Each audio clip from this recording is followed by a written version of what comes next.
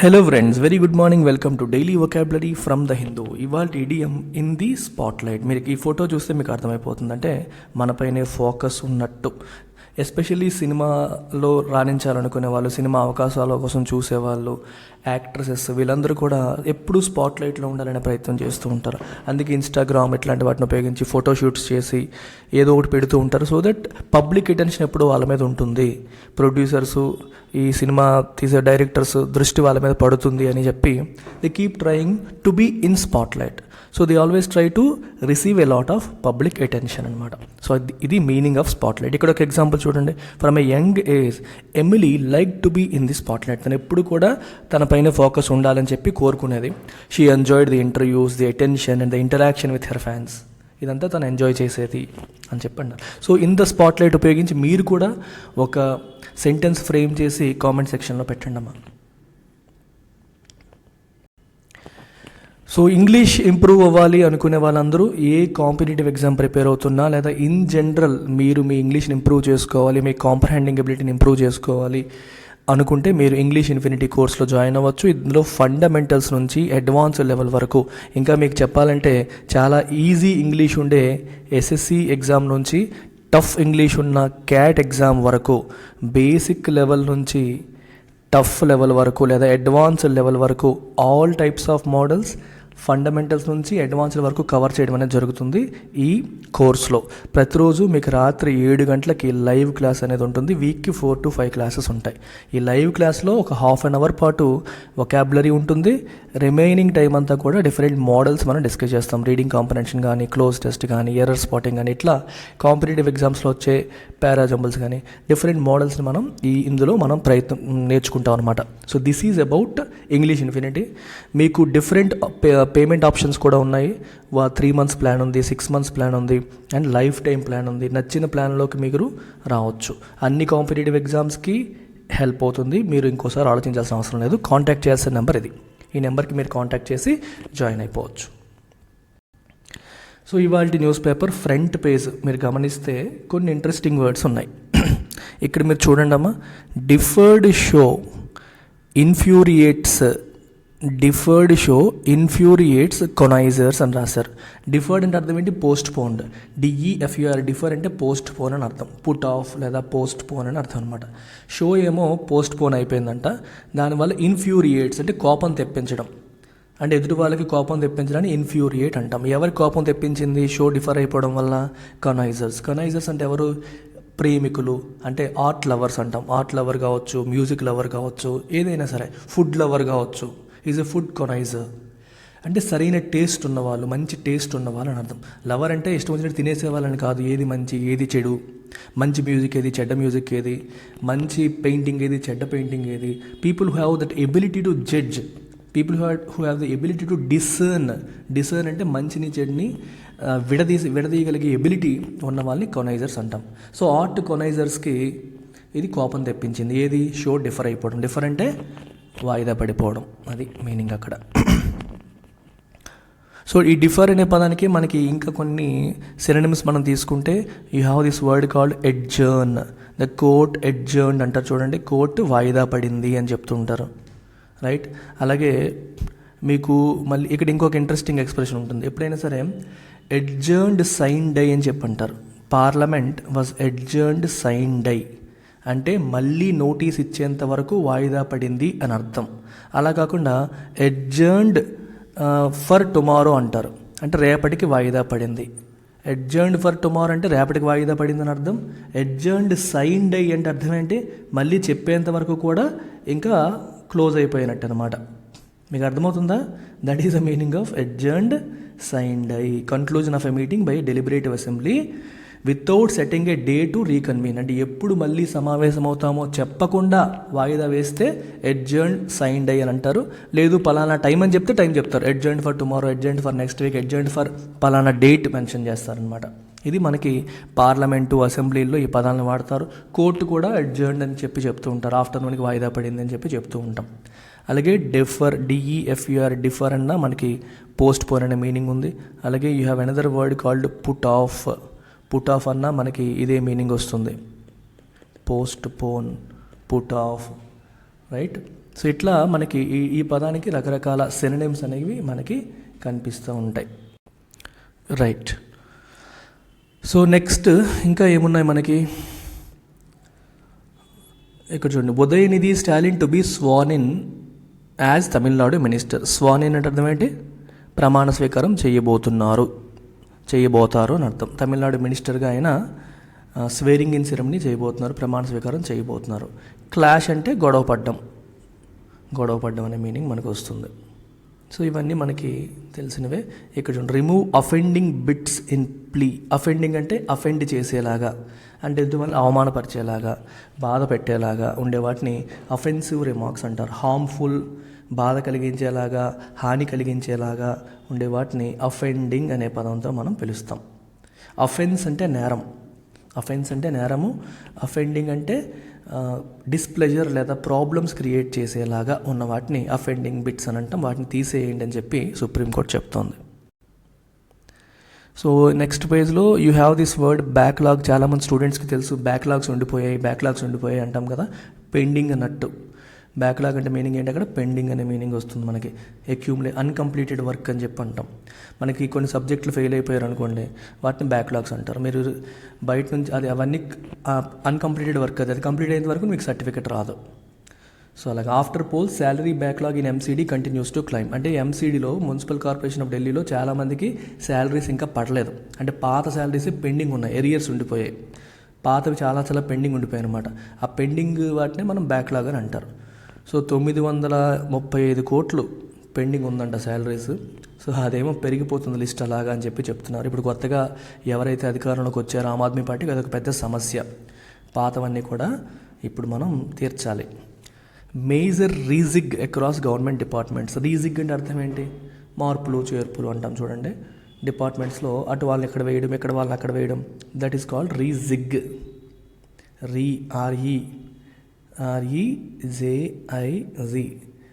So జనాల్ని shift చేయడం ఆ డిపార్ట్మెంట్ నుంచి ఈ డిపార్ట్మెంట్కి. రీఅరేంజ్ అని అర్థం. Rearrange. Sub inspector accuses husband of abuse. Sub inspector తన భర్త పైన ఆరోపణలు చేస్తోంది. ఏమని? Of abuse over several months. కొన్ని నెలలుగా నన్ను హింసిస్తున్నాడు అని అర్థం. అబ్యూజ్ అనే పదానికి మీకు ఇంత ముందు కూడా చెప్పున్నాను, రోజు ఫాలో అవుతున్న వాళ్ళకి తెలిసి ఉంటుంది. సో అబ్యూజ్ అనే పదానికి ఎన్నో మీనింగ్స్ ఉన్నాయి. ఒకటి తిట్టడం, అర్థమవుతుందా? తిట్టడం, బూతులు మాట్లాడడం, అసభ్యకరంగా మాట్లాడడాన్ని అబ్యూజ్ అంటారు. షీ అబ్యూజ్డ్ మీ అంటే నన్ను తిట్టింది, అసభ్యకరంగా మాట్లాడింది అనే మీనింగ్ ఒకటి ఉంది. రెండో మీనింగ్ హింసించడం, క్రూయల్గా ట్రీట్ చేయడం. Treat violently or cruel treatment అనమాట.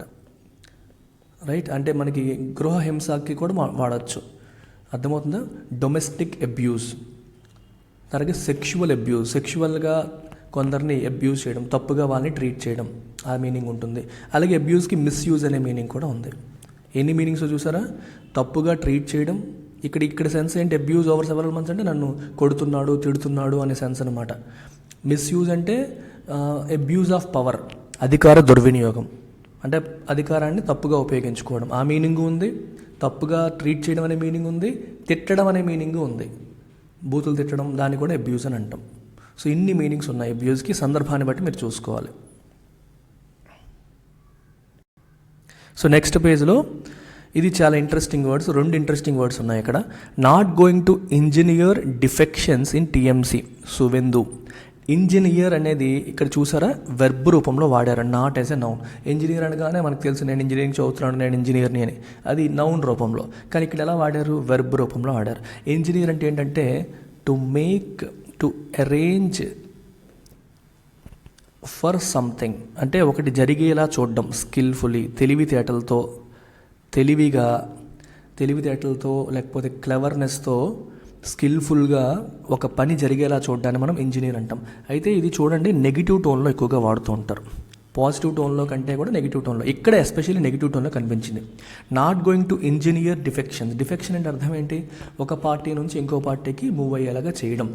అంటే టీఎంసీలో డిఫెక్షన్స్ని నేను ఇంజనీర్ చేయను అంటే అర్థం ఏంటంటే, తృణమూల్ కాంగ్రెస్ పార్టీ నుంచి మేము ఎమ్మెల్యేలని మా పార్టీలోకి తీసుకొచ్చే ప్రయత్నాలు చెయ్యము అని చెప్పి సువెందు అంటున్నారు. సో సువెందు ఎవరు? బీజేపీ లీడర్, అక్కడ లీడర్ ఆఫ్ అపోజిషన్ సువేందు అధికారి, ఆయన పేరు సువేందు అధికారి.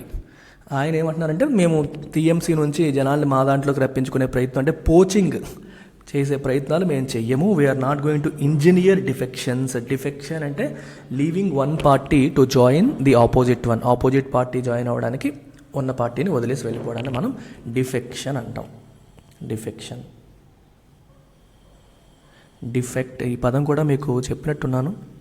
డిఫెక్ట్ అనే పదానికి వెర్బ్ రూపంలో, మామూలుగా డిఫెక్ట్ నౌన్ అంటే లోపం కదా, కానీ డిఫెక్ట్ అంటే టు లీవ్ ఆర్ అబాండన్, వదిలి వెళ్ళిపోవడం. టు లీవ్ ఆర్ అబాండన్, ఒకటి వదిలేసి ఇంకో దానికి వెళ్ళిపోవడానికి మనం డిఫెక్ట్ అనే పదాన్ని వాడతాం. He defected me when I was in trouble అంటే అర్థం ఏంటి, నేను కష్టాల్లో ఉన్నప్పుడు నన్ను వదిలేసి వెళ్ళిపోయాడు. అలాగే మీకు యాంటీ డిఫెక్షన్ లా అని ఉంటుంది కదా, యాంటీ డిఫెక్షన్ లా, ఇలా ఒక పార్టీ నుంచి ఇంకో పార్టీకి మారిపోయే వాళ్ళని అరికట్టడం కోసం ఈ చట్టం కూడా ఉంది మనకి. ఇక్కడ చూడండి, Puducherry CM functioning like a puppet say Stalin. Stalin ఏమంటున్నారు, పుదుచ్చేరి సీఎం అంటే పప్పెట్ ఏం చేస్తుంది, ఆడే ఒక ఆట బొమ్మలాగా అనమాట, పైన వాళ్ళు ఎలా చెప్తే అలా ఆడుతుంది.